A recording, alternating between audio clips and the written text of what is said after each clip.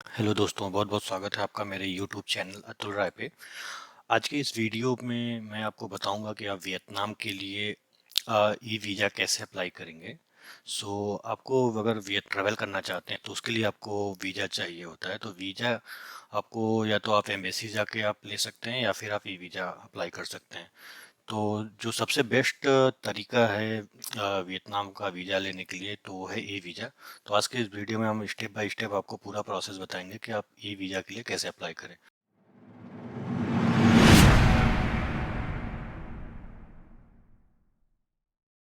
चलिए शुरू करते हैं।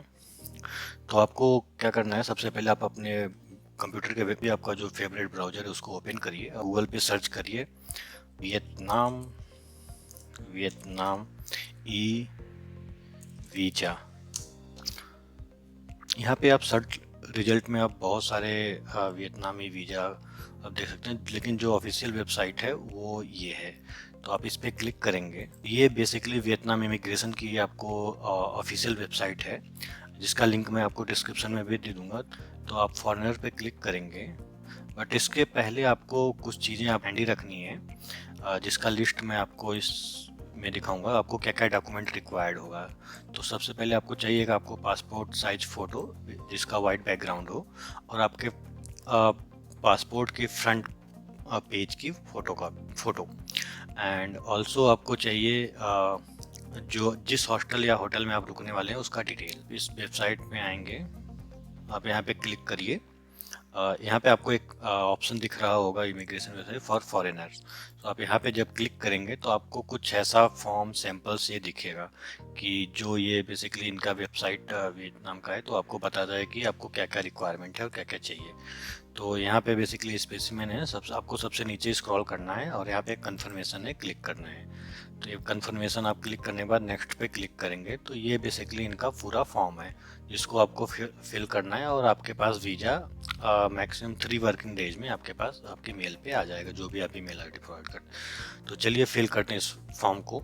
तो यहाँ पे मैं क्लिक करने के बाद आपको क्या करना है, आपको अपना फ़ोटो सेलेक्ट करना है। तो मैं आपको अपना फ़ोटो यहाँ पे सिलेक्ट कर लेता हूँ। तो ये मेरा फ़ोटो है, और दूसरी जगह आपको ये इसको आपको प्रीव्यू भी दिखाएगा। सिमिलरली आपको क्या करना है, आपको अपने पासपोर्ट का भी फ्रंट फ़ोटो सिलेक्ट कर लेना है जी। इसको स्क्रॉल करके आप यहाँ पे इसका फॉर्म भर सकते हैं। तो चलिए जल्दी जल्दी इसका फॉर्म भर लेते हैं।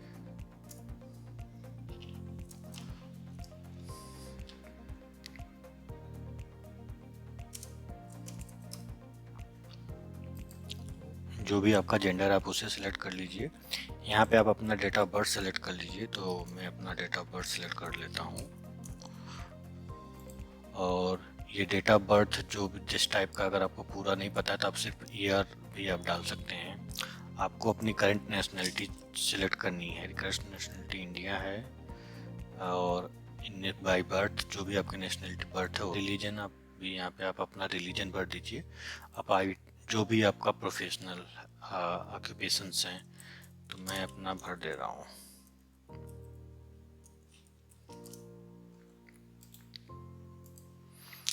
और इसके बाद आपका परमानेंट एड्रेस आपको यहाँ पे फिल करना है। तो जो भी आपका एड्रेस है वो आप फिल कर दीजिए।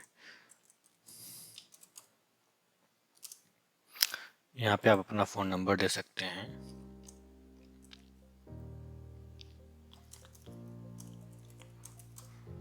और यहाँ पे आपकी ईमेल आईडी आएगी।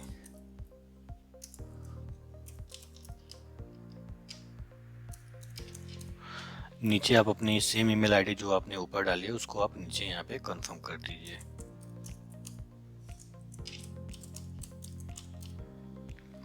आप यहाँ पे आपको अपना पासपोर्ट नंबर डालना है। तो जो भी आपका पासपोर्ट नंबर है आप उसे डाल दीजिए। और आपका पासपोर्ट का टाइप कैसा है, जो भी आपका पासपोर्ट टाइप है। तो नॉर्मली मोस्टली लोग अगर आप ट्रैवलर हैं तो आपका ऑर्डिनरी पासपोर्ट होगा, तो आप इसे सिलेक्ट कर लीजिए। आपके पासपोर्ट की आप अपनी पासपोर्ट की एक्सपायरी डेट यहाँ पे आपको सिलेक्ट करनी है। तो एक्सपायरी आपका पासपोर्ट की वैलिडिटी आप जब भी आप वियतनाम ट्रैवल कर रहे हैं तो मिनिमम 6 मंथ होना चाहिए। तो जो भी आपके पासपोर्ट की वैलिडिटी है आप उसे सिलेक्ट कर लीजिए। और यहाँ पे आपको basically intended date of the entry of Vietnam में कब आपकी एंट्री होगी आप उसे सिलेक्ट करिए। सो लेट सपोज यहाँ पे मैं कोई भी एक डेट सेलेक्ट कर लेता हूँ 21, और कितने ड्यूरेशन आप यहाँ पे रहना चाहिए। लेट सपोज अगर आपने प्लान किया है 15 डेज के लिए, तो आप 15 डेज यहाँ पे डालिए। आपका पर्पज क्या है, आप इसे जो भी आपका पर्पज है, तो अगर आप ट्रैवल के लिए जा रहे हैं तो आप यहाँ पे टूरिज्म इसको रहने दीजिए। और यहाँ पे basically intended temporary residential address in Vietnam, तो जो भी आपने हॉस्टल या फिर होटल आपने बुक किया हुआ है, आप वो उसका एड्रेस यहाँ पे आपको करना है। तो ये मैं एड्रेस कॉपी कर लेता हूँ। यहाँ पे मैंने एड्रेस डाल दिया और सिटी ऑफ प्रोवेनांस। तो अगर आप जिस भी सिटी में जाना चाहते हैं वहाँ का एड्रेस, तो होचिमिन सिटी है जो यहाँ की मेन सिटी है, सैगॉन भी जिसे बोलते हैं आप, तो यहाँ पे से वो सिलेक्ट कर सकते हैं। वो फील्डों को आप ऐसे ही रहने दीजिए। आपका वीज़ा आप कब से वैलिड करना चाहते हैं, तो जो भी आप यहाँ पे डेट सेलेक्ट करेंगे, आपका वीज़ा तब से लेकर 1 महीने, मोस्टली आपका वीज़ा 1 मंथ के लिए वैलिड होता है। तो आपको इसे रहने दीजिए, या फिर जो भी अपना ट्रैवल पीरियड है आप उसको यहाँ पे से चेंज कर सकते हैं।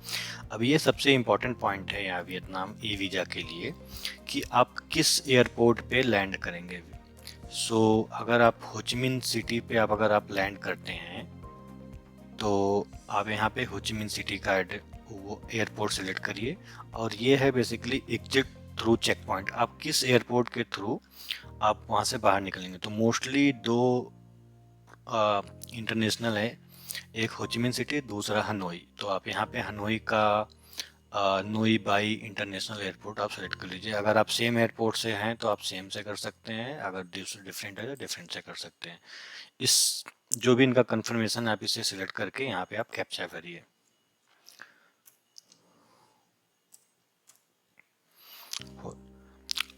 कैप्चा फिल करने के बाद आप रिव्यू एप्लीकेशन पे क्लिक करिए। इसके बाद ये आपका पूरा रिव्यू दिखाएगा जो भी आपने यहाँ पे फिल किया हुआ है।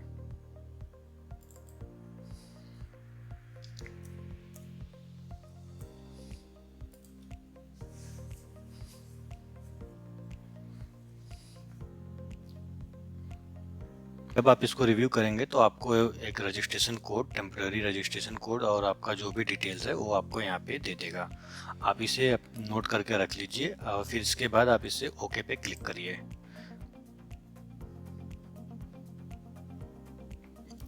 जैसे आप ओके पे क्लिक करेंगे आपका डिटेल वापस से पूरा दिखेगा। आप इसे वेरीफाई कर लीजिए। ये सारा डिटेल आप वेरीफाई करने के बाद आपको क्या करना है, आप पेमेंट पे जाएंगे। पेमेंट पे यहाँ पे नीचे सबसे स्क्रॉल करेंगे तो आपको पेमेंट दिखेगा, आपको पेमेंट पे क्लिक करिए। और इस पेमेंट में आप वीज़ा के लिए जो भी वीज़ा का फीस है आपको को पे करना है, तो आप पे ई वीज़ा फीस पे क्लिक करिए, जो $25 के आस अराउंड लगेगा। आप इस पे कंटिन्यू एंड एग्री करिए। अगर आप इंडिया से हैं या फिर किसी और कंट्री से हैं तो आप इंटरनेशनल सेलेक्ट करके अपना जो भी कार्ड नंबर है उसको करके प्रोसीड करिए। जब आपका पेमेंट सक्सेसफुल हो जाएगा आपके पास एक ईमेल आ जाएगा कंफर्मेशन का। उसके बाद आपका 3 वर्किंग डेज में आपका वीज़ा आपके ईमेल पे आ जाएगा।